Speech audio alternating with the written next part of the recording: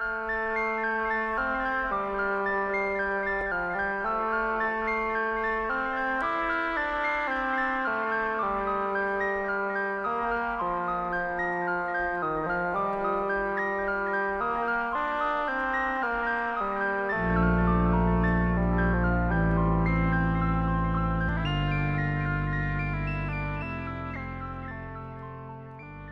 welcome to the 2-month review, the weekly podcast from Open Letter and 3%, in which we take one large, giant, complicated book, break it down section by section, recap it, talk about it, analyze it, joke about it, have fun, make some random observations, screw up the intro every single time because I have the volume on, our YouTube thing. Okay, all over. Anyways, this is Chad from Open Letter Books, and joined as always by Brian Wood.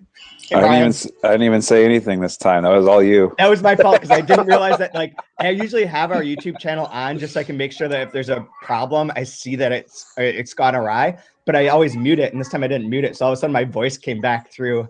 Men and their excuses. I don't want to hear it, Chad. Yeah, whatever. 2-month review bingo. You can mark off technical difficulties. It's already happened. Every damn time, and awkward introduction. But anyways, this week we're joined by Tobias Carroll. Toby, how are you doing? I'm good. How are you? Pretty okay. Excellent.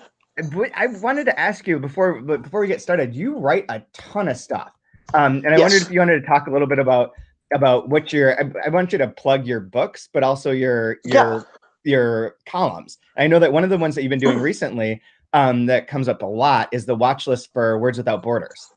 Yeah. So I've been doing that it's going to be, I think, a year next month, and that's generally usually 6 books in translation that are due out in a given month, which has been a lot of fun so far, and has involved a nice balance of writers who I've been familiar with and writers, and in some cases publishers I hadn't been familiar with previous to taking on the column, which has been pretty fun.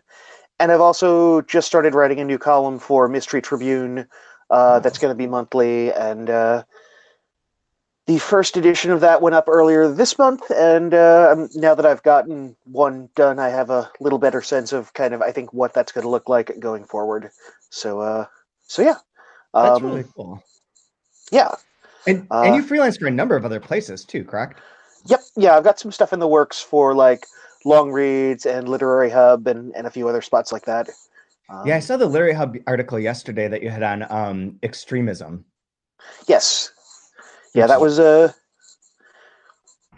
it was an interesting one to do, and it was also one where, like, as I had initially conceived it, it got sort of bigger and bigger and bigger because as I was doing research for it, it was kind of apparent that, a lot of different writers had recent books out that dealt with that subject in some way, which I mean is not a huge surprise given the, somewhat horrible state of the world right now. But yeah, it was. But it also, as far as writing the piece, gave me a lot to kind of go on and look into and find areas of contrast and areas where seemingly unrelated books came together in unexpected ways. Yeah, it's really interesting. I'm fascinated by that kind of stuff too. And this book kind of sort of plays into that in a weird way. Yeah, which we will definitely talk about because this sections, the 3 chapters we go over today go way off the rails. Literally, I guess. Suppose. Yeah. Yeah. But before we do that, so you have 2 books out. One is Transitory and the other is Real. Real was the more recent one, correct? Yes. I mean, they came out within about 2 months of each other. So yeah, yeah. How did that happen? I was working with 2 different. Real was released by Rarebird. Transitory was released by Civil Coping Mechanisms, and they basically just very serendipitously happened to be scheduled for release fairly close to one another. That's wild. Yeah, that's probably why I had this impression that you have like 19 books and are always coming out with new books all the time. It's because there's like a couple months in which it was just all new stuff one after another. Like, it was a lot. So tell us about Real. Yeah, and then I'm on like very short tours. So I did some Northeastern dates. I went out to the West Coast, and my friend Duncan Barlow and I then did kind of a Southwest to Chicago mini tour in the spring of 2017. So I stayed busy, which was nice. Yeah, and that's really cool. So what is Real about? Or Transitory, or both? I mean, Transitory is a short story collection, so it's kind of a document of the inside of my head over the course of probably about 10 years worth of stories. I think the oldest of the stories in there was about 10 years old when the book came out. So, I mean, that is kind of everything from, stylistically. I would say the one thing that was interesting about putting it together, or one of the many things that was interesting about putting it together, was like realizing over the course of the time that I was writing it that I initially was writing in a very realistic vein, and I think over the course of that decade, I remembered that I also really enjoyed working in a more surreal vein, and working, that I didn't necessarily have to be bound by realism. And so when I was then putting the collection together, I kind of had to figure out how to find a balance between not just shorter pieces and longer pieces, but also I didn't just want to have it be like, here is the realistic half and here is the surreal half, and and go from there. And Real basically follows the lives of two people whose paths cross very briefly at a punk show in Seattle, and sort of follows each of them over the course of the next few months as they attempt to figure certain things out in life, and each of them get kind of embroiled in the orbit of some artists, and ponder travel and all sorts of things. I actually listened to your what is the guy, Large-Hearted Boy Spotify playlist for that book yesterday. Oh, nice. Well, I was listening to it, and then we had to do an interview, and we interviewed this woman whose family is Korean. She's from Korea, and I ended up switching from your playlist to the video for Do You Know Namsan Tower, which if you two haven't seen it, you must look this up because it's one of the greatest, craziest videos I've ever seen in my life. We posted about it years ago after I came back from Korea, but as she was talking, I was like, have you ever seen this video? And she's like, I don't think I know what you're talking about. And we all ended up in the office watching it. And she was like, my family knows these people. Like, this is filmed like in an area I'm aware of. I was like, whoa, you're hired. That's amazing. No, she's not hired yet. Nice. We're still interviewing. So take that with out. But yeah, and I saw that Nylon named Real as one of the best books of 2016. Yes. Which, congratulations. Very good. Are you working on a new surprise? Are you working on a new book? Sorry, I don't know if that came through. I think I missed that. Yeah, are you working on a new book? Maybe. Okay, you guys are back now. Oh, okay, there we go. I just asked if you were working on a new book now. Oh, I'm working on various things. I did a residency over the summer. Last summer at Governor's Island, so I ended up working on. That's cool. Yeah. So I have a couple of things. There was the one thing that's still very in the early stages. That was kind of the thing that I had applied there to work on. But then when I went out there, I was working on that, but I also started working on another novella that's been in the works for a while. And then I got the idea for something else that I'm kind of in the middle of right now. The one novella I have a draft done, and I'm working on some revisions of it. And the new thing is still very early on, and it's a very weird thing to write. But I've been enjoying it so far. That's intriguing. So yeah. Very intriguing. So switching, I don't know, Brian, did you have any other questions you wanted to ask generally before we switch to talking a little bit about Radiant Terminus? General questions. I've been just generally questioning, have you been seeing all this negative feedback online for Captain Marvel before it's even come out? It's so random. You told me about it, but I did not see it. I don't know. I heard that this was happening. Yeah. Yeah, maybe it's just like internet nerds, but like they're so worried that's gonna have like this SJW tone, and they're mad, and like it's like watch the movie first. Like why? It's the same thing that happened with like Ghostbusters, and the same thing that happened with what was the other one? Why they're mad at Star Wars, right? It's That's my only general question. Is like, why are people doing this now? Why can't they just watch something and see if they like it or not? I don't get it. Yeah. This is like a fundamental question of 2019 American world, though. The weird thing was, it was just this weird rabbit hole. You know how if you watch a YouTube video, all of a sudden now all the recommendations are the one video that you watched? Like, I think one time I watched one car video, and now all I get is car review videos.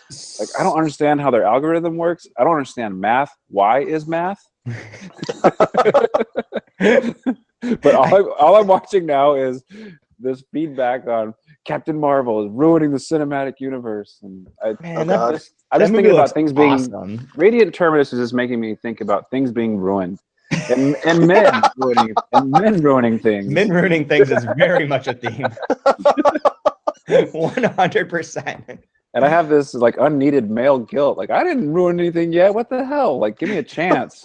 I haven't ruined anything yet. I'm sitting here silently. It is one of the problems. Like, I'm not a big fan of that last Star Wars movie because I think, like, plot-wise, it's pretty messy and not that interesting. You hate women. No, it's because you hate women. I know, and that's a problem. Yeah. That sounds because I don't, and I think that all that part's fine. But like, I don't like the idea of like the whole movie being based around a very slow spaceship car chase. Excitement.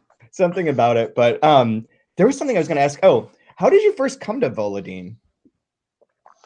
I think it was actually through the Manuela Draeger book that Dorothy Publishing Project put out a couple of years ago. Mm-hmm. So I think which was kind of also the like, oh, Brian Evanson translated this. I like Brian Evanson's fiction, and I pretty much like everything Dorothy does. So yeah, I kind of got into it that way and kind of went from there.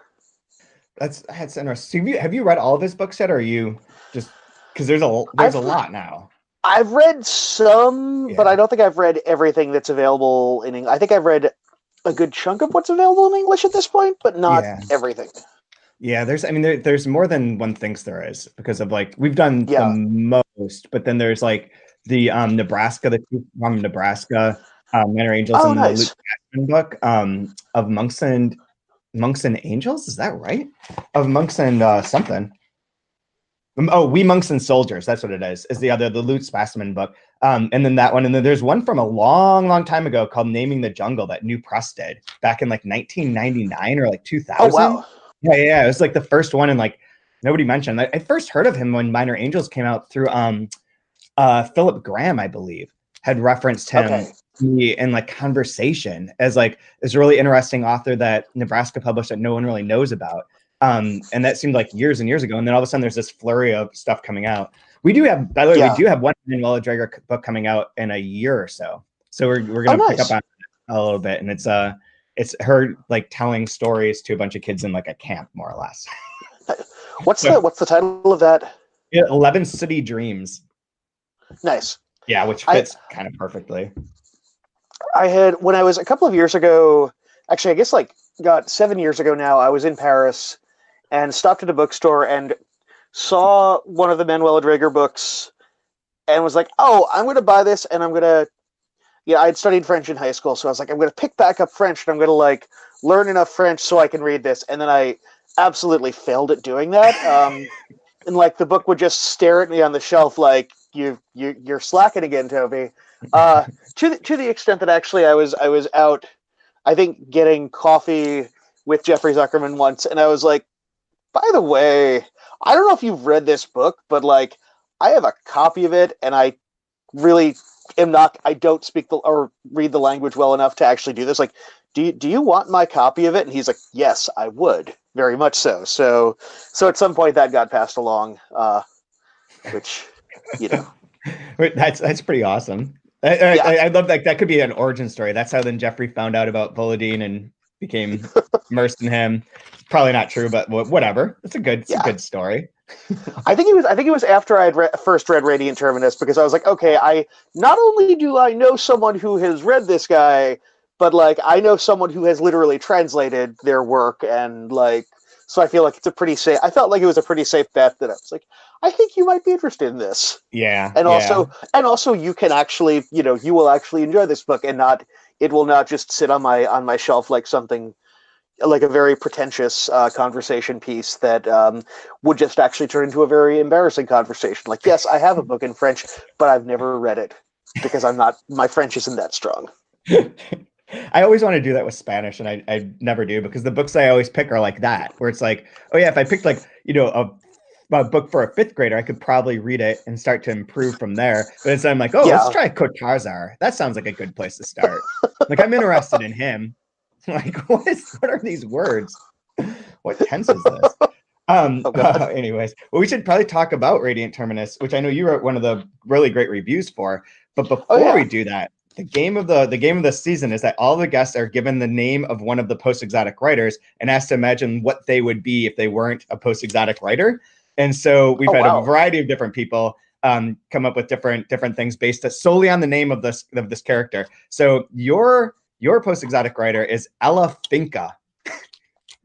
So what do you think Ella Finca is? Who is she? Marine biologist who spent most of her career working in the Arctic Circle. Wow. Has a submersible device that goes the pokes around at the Arctic fish life and has discovered a new species of plankton and is currently attempting to figure out how to Latinize her name for posterity. Wow. You just came up with that right now. Apparently I'm on a roll this morning. I don't know. That's amazing. Like that, like I didn't, just anyone watching, listening, I did not tell him this before we got started. At all. This is out of nowhere. So I do have a post, like at the end of the season, there's a post ready to go live with summarizing each person's every guest like take on one of the post-exotic authors. This is the first one that's not like kind of blue collary, which is interesting. There's like a factory foreman. There's like a guy that's like super high all the time, dispensing wisdom. There's like tennis instructors. It's a good variety. I like the marine biologist. And the specificity of the plankton in the Arctic Circle helps a lot too. Nice. But anyway, so today we are going to be talking about 3 chapters of Radiant Terminus. That 2 of them take place in part 2, which is Ode to the Camps, and one is the first chapter of part 3, Amok, which I didn't intend to like break it up that way, but I just went right past the title page for Amok when I was figuring out the schedule. But we can start with so there are chapters 14, 15, and 16 going from 194 to 254. And I'll just summarize the first one, then we can just go and talk about whatever parts of it were interesting to you guys. In chapter 14, they're still on the train. Ilyushenko is on the train that they're trying to find the camp where they can live happily and forever and in the joy of the camps. And they are stopped because there's a guy sitting on the tracks in front of them wanting to be run over and killed. And it's elderly Schulhoff, who you might remember as having been married to one of the daughters of Solovyei at the Radiant Terminus camp. And he disappeared mysteriously one night after he had been singing and doing all these performances. And everyone assumed that Solovyei, murdered him or did something to him.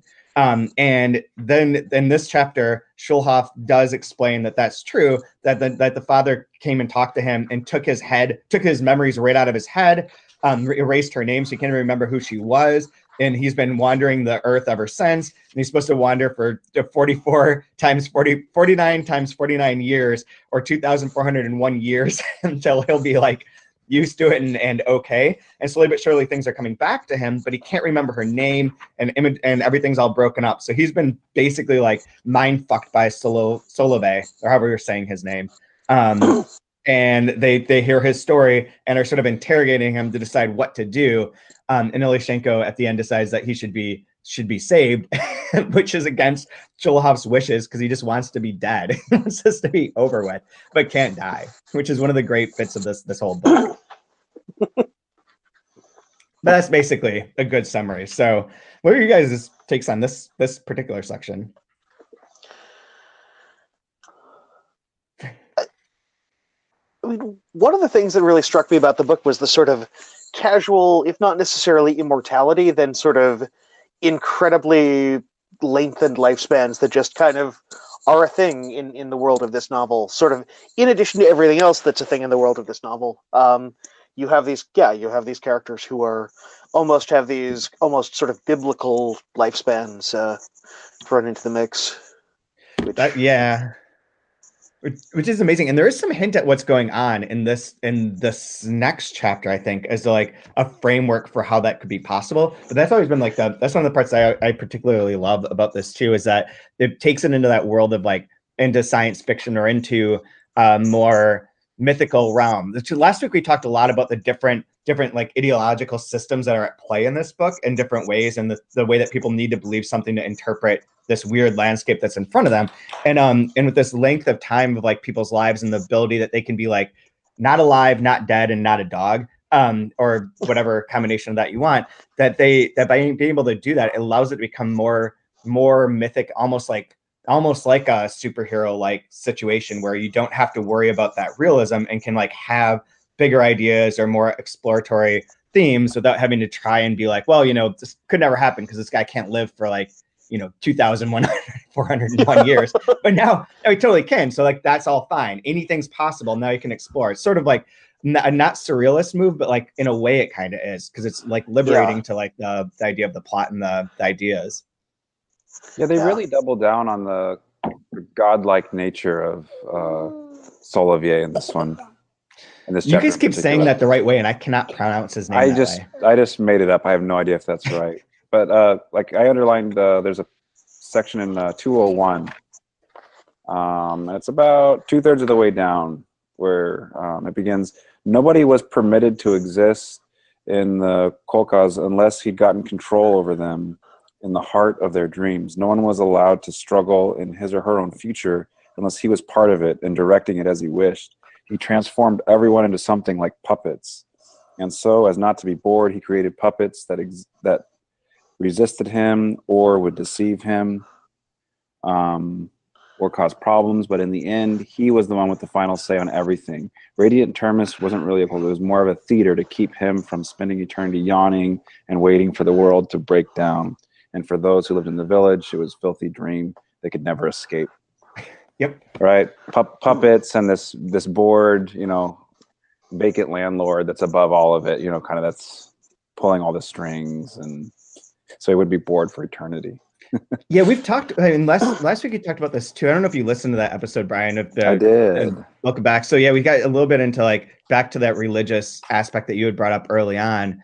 And in this, there's that comes up again of like this sort of mapping of like I don't know what theology it would be, but like the God that's like bored and essentially like making things and making people who are not worshiping that God or not that are like against it just because they need something to entertain themselves. But yet at the same time, like everyone's a puppet and there is no real free will, I guess, within this little situation, or whatever there is, he can just take over and change it whenever he wants to, which I think is interesting for as we go forward and things start to collide. Or the characters start to collide. Yeah, and part of me started to wonder if it was kind of a relationship between, like, as an artist, when you create something, are you not the god of that world that you're, where I'm going to create these little characters, and I'm going to let you do this, you can do that. I'll sculpt you out of wax and put my words into your head so you can speak them for me. And then, and you can wait over here till I'm done with you. When I'm done with you, you can wait over here until I pick you back up and use you again. Like you're playing with these characters. Like they're almost like they're self-aware that they're within somebody else's story. All the other characters in here. That really comes up in the next chapter too. But hold off on that for 1 second too. They do also reference in this part. The one thing that was interesting to me is that they have the people who are dead that they leave off on the side, and they want the birds to come and like eat them, like eat their bodies for their sky burial. That sky burial bit is referenced in Bardo or Not Bardo. So connecting his like the Volodine verse. Then the sky burial is like an important part of one of the important stories in Bardo or Not Bardo. So that's and here it's just like referenced, not really like explained, but in there it's like much more defined, which is interesting. And it does use the word bardo. I think it was this chapter or the next. They use it over and over again, like that they leave the bardo or they get out of the bardo. Yeah. Because there is this feeling of purgatory, right, where there can really be no change, there can really be no death. Yeah. And like they're waiting, like, can there be something final? Can it go one way or the other? And there's this eternal waiting of just torture and we're just waiting for judgment to take place, and there is no judgment. That's really why I love Schulhoff's bit, where at the end he's like, now you can order me shot. He said, I have no reason to have you shot. Ilyushenko said, I was on the tracks. Schulhoff pleaded, of course the train is stopped. It's like a no, you can kill me. Trust me, you can kill me. I've done a lot of bad stuff. I don't know. People get slaughtered for less than that. And he's like, forget it. Ilyushenko said, on the other hand, Schulhoff said, I told you bullshit instead of responding honestly to your questions. I took advantage of the goodwill of the investigators. They just tricked everyone with my invention. So those were lies, Ilyushenko said. Yes, lied Schulhoff. Come on, kill me. I have sinned. Kill me, put me to hell. Like, you can stay here. Oh man. I think there was. I don't know if I'm getting it correct, but I recall a line, something like, "Well, if you were a dog, we could take pity on you, but you're not. You're not. You're neither a dog nor alive nor dead." That bit is always funny to me. You're alive, you're dead, and you're either alive, dead, or a dog. That Solovyei, whatever, keeps referring to. It's like that. I don't think that's a third category of being. Dog. Given all my dog bits, I think that works. That really plays to my sense of humor. Oh man. But this too has that bit right after that too. Is where it starts to hint at what might be like a larger landscape for how the book could be approached. We never fill it up with fuel, Ilyushenko suddenly thought. We never stock up. We go on like as if we were outside reality. The locomotive could keep going like this for years. Why not 24 and a half centuries and then some? We too, we're part of one of Solovyei's dreams.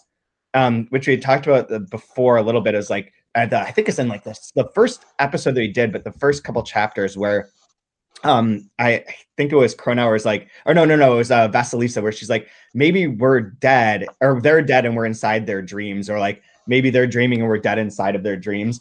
And that comes up a few times, and especially in the next chapter it does, which reminds me, I've been chronicling my crazy Volodine inspired dreams, because I always read this on Tuesday nights for the Wednesday morning, and every Wednesday morning I've had these batshit dreams. The one last night, I was in my city that exists within my dreams I go to rather frequently, and I was in the main center part of it, and going to these bars where they had trivia nights where you played like 2-person trivia, and they played 2 games, like one back to back.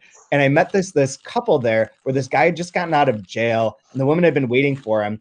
And when he had gotten out of jail, he was like, he through like some like lawsuit had gotten a $1.5 million settlement from somewhere for whatever, for wrongful accusations maybe or something. And so he decided with this girl that he was with, they hadn't seen in years, that they were going to get married. And the only way that they could get married is that they could watch a rerun of the Super Bowl, because it's during the Super Bowl that you ask people to marry you. That's like just common knowledge. And he used that $1.5 million to buy an engagement ring. So it's like this giant ass $1.5 million engagement ring.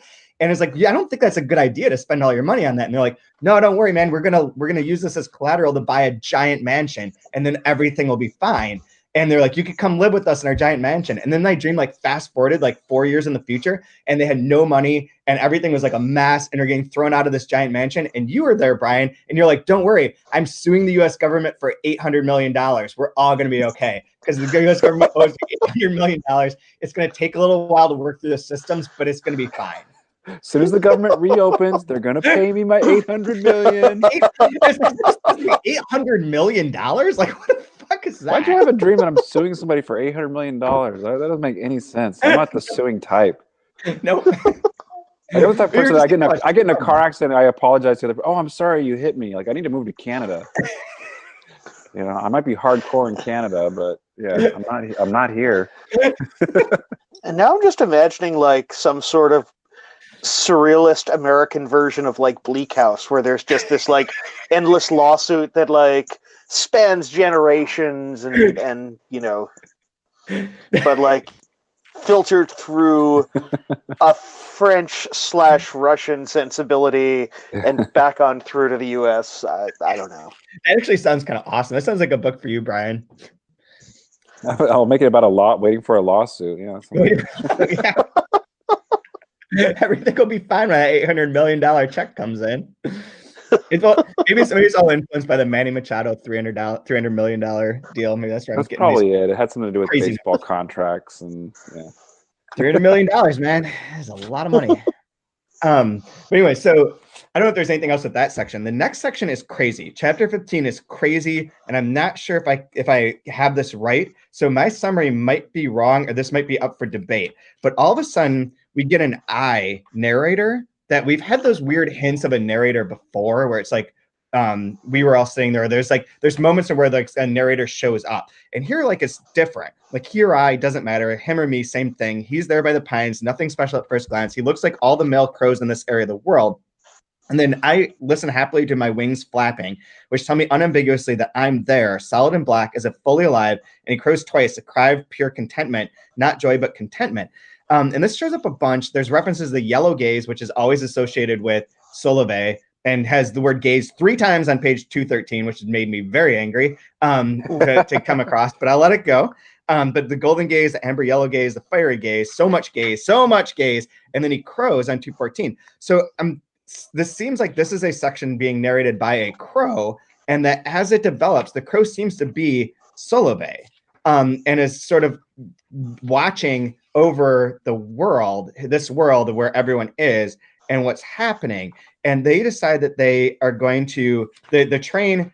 I think he sort of directs them. Because he's like, I know on page 215, I know they will suddenly see the camp, and I anticipate their surprise, and I let out a caw that they don't hear. And then he's like, there's another hint that it's Solovyei on the page before that, where it's like the locomotive keeps purring as it goes along, as if its engine obeyed something other than a miracle I'm bringing about. And so he leads them to Radiant Terminus, where someone gets out and then they get shot immediately from like a gun tower. And Ilyushenko's like, man, they must have mistaken us. Like, we got to clear this up. We're fine. But what we need to do to clear this up is we're going to try and talk, but we need to be ready to like blow through and like shoot everyone, because that's like the best way of negotiating, is like be ready to negotiate, then blow people up when shit doesn't work out your way. And they bring out the one guy, Mateus, whatever his name is, Boyal, who does all the like it was in an earlier chapter, he's doing the singing and like reciting all the stories and telling all that kind of stuff. And they try to talk to them to get in, and they are rejected basically immediately, and are like, no, you're not. Don't get out of here. We don't have space for you. We don't need die you. Somewhere else. I think go somewhere else. You can go die somewhere else. Bye. Yep. So go get the hell out of here. Go. We get a little bit inside of the camp all of a sudden, where we're back to Kronauer, and he's talking and like and not wanting to read these Maria Qual books anymore, which is interesting. We can come back to that. And then all of a sudden they're subjected to one of his crazy poems, one of Solovyei's wild poems that like takes over everything. The other people on the train are like, fuck it, we need to go. Either we're going to crash through the gates and get into this if the train tracks are headed that way, or we're going to lead away from there and we're just going to flee and leave our dead, leave Ilyushenko, leave Schulhoff, leave everyone there. They can fend for themselves. We need to get out of here. And that's what happens, is they veer away and leave. And we have Ilyushenko and Schulhoff like outside of there, and maybe a couple other dead people, or not dead people. And they're at the camp trying to get in, and the camp has blockaded them, and Kronauer's on the inside. That more or less. And I think that this all is weirdly from the perspective of Solovyei, because there's even like a section where on 226 where it says, all those or the others, detainees, soldiers, doesn't matter. I know that I can revive them when I have any need to. Either they're alive or dead or something else, doesn't matter. These are empty bodies in my theater. At my request, they can come to life if I wish it, or fall silent, or crawl for 2,603 years and then some beneath the trees until their crawling bores me. I caw. So he's like a crow Solovyei. So he's like omniscient or something, or like wild. So yes, I think that's the best I can have to summarize this section. It's interesting to see, like, there's on 220 there's about a little more than halfway down, there's as Munzburg's body is sort of lying there, starting to become rigid. A misplaced crow perches near his head, then lets out a call before flying off immediately, disappearing over the camp. Yeah, which is I have a. Have you all gone into the sort of? It seems like there's a this sort of love of very specific but seemingly random numbers. You kind of cited the 2,603 years and then some, and then on 225, there's a. He'll get what's coming to him. I have a feeling his death will last 1,747 years, or even twice that if I'm patient enough. And there's this sort of almost biblical feel to it, but also not at all in the sense of Solovyei as, a not particularly benign sort of semi-divine figure. Yeah, that's what I was just thinking of that, and we keep citing them, and I always wondered what whoa. Okay. I was always wondering if when we first read this, if there was some pattern to the numbers or an importance to them. And I know the one earlier where he's like, he told me that I'd be walking for 49 times 49 years or 2,401 if I did the math correctly. I think that is right. Like that doesn't multiply out. So it's not like a mistake or like a joke or anything. And I wondered if there's something to it. I just typed in numerology 1747, and it comes up with angel number 1747, meaning angel number 4 wants you to be prepared for your life by taking into consideration every little detail you can. Angel number 174 wants you to know that there's no end to good things that are coming your way if you keep on the path that you are on right now. I don't know what this means. I don't think you really. You just joined a cult by Googling. Oh, wait a second. I was reading the wrong part. Enjoy drinking cat blood. Yeah. So here's the whole reminding you gently but firmly. Angel number 1747 wants you to look at your repetitive thoughts and emotions. These repetitions are telling you that you should be following these lines of thought because they're leaning towards the conclusions that you're looking for. That is very bad advice. Can you look up Angel 420 and Angel 69? Just curious. just morbid curiosity. Okay, I'll do that.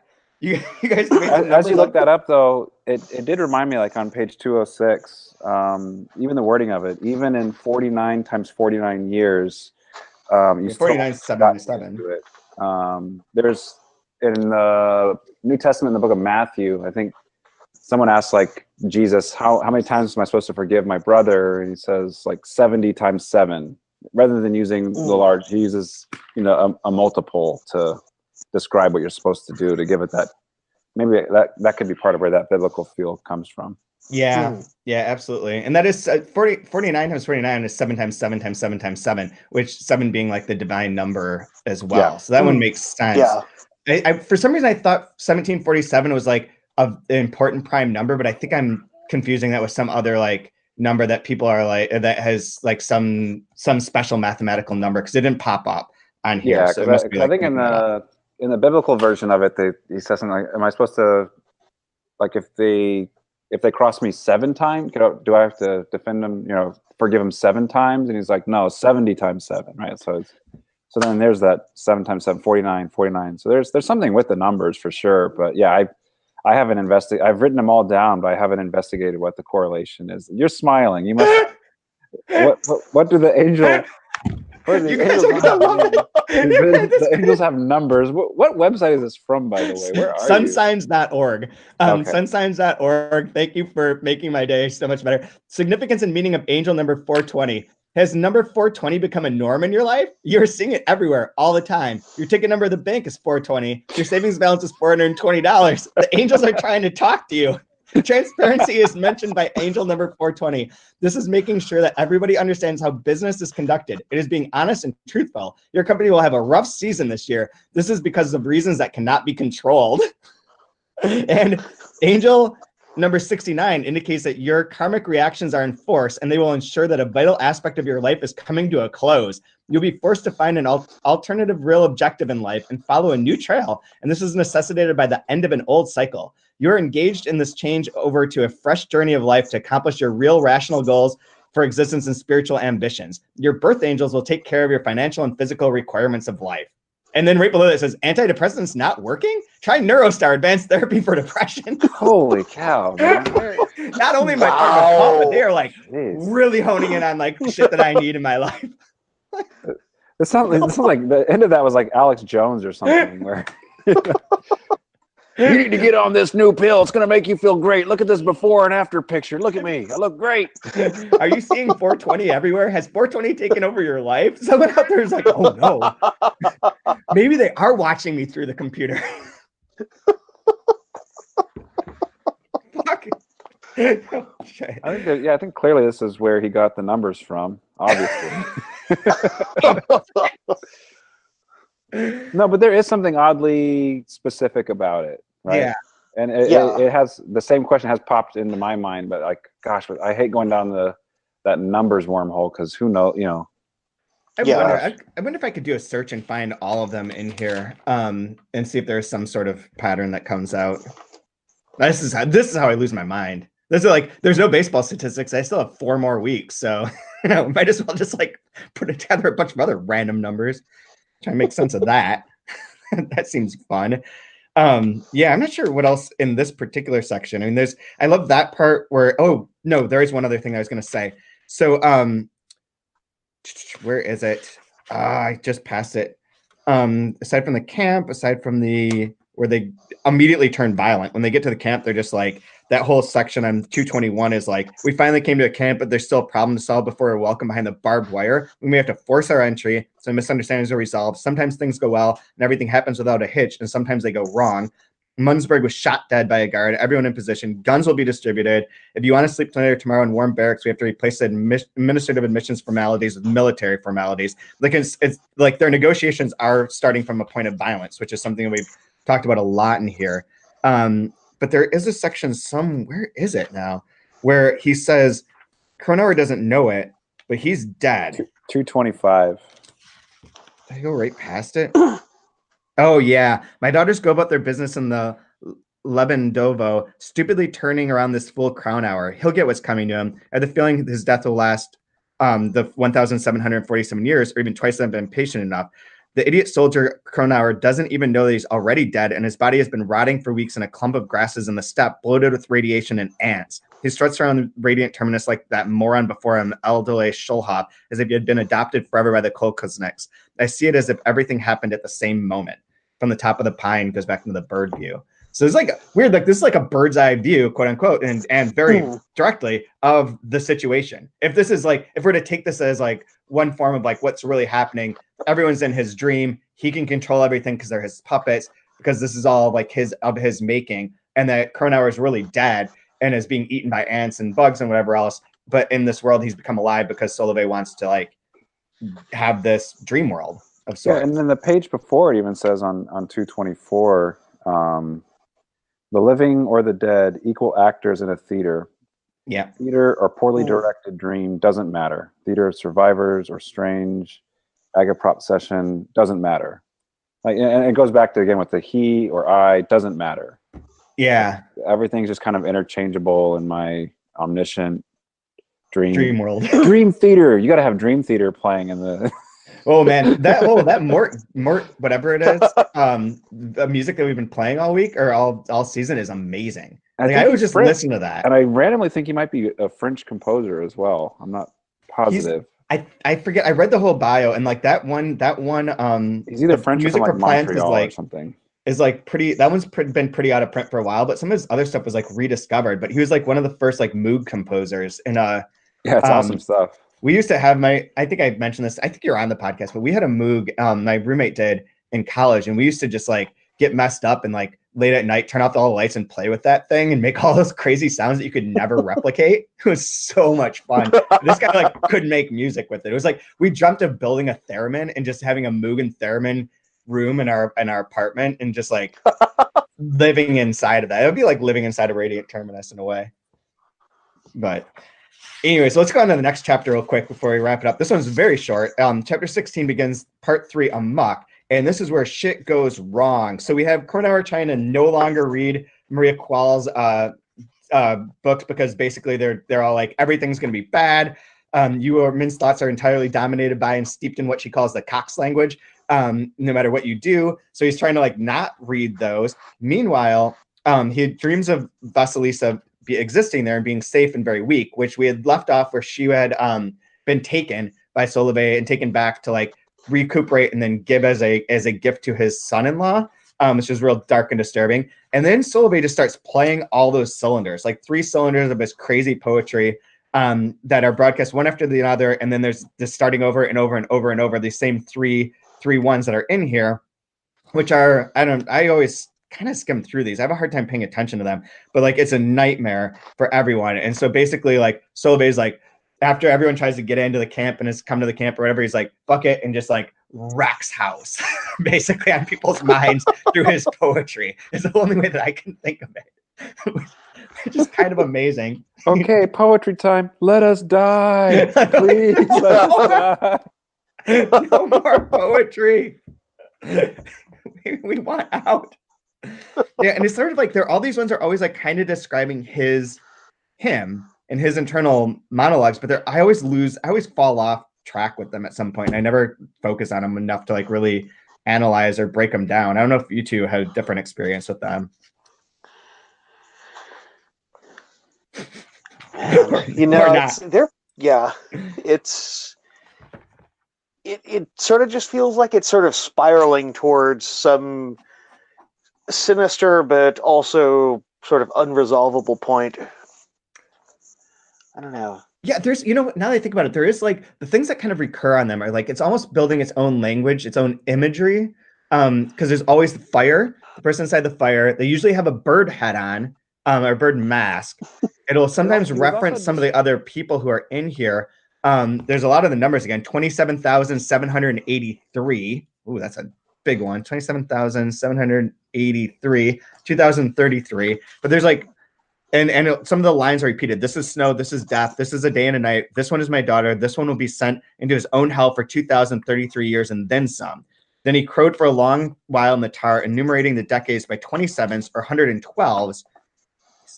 112s, and then some weariness coming, he went quiet. So it's sort of like kind of telling his, and also so blind theater was born, of which he was the sole listener. So it's kind of is describing that thing, but with this imagery that's like much more like fire-ish. Yeah. Because there was also the description. There was a very,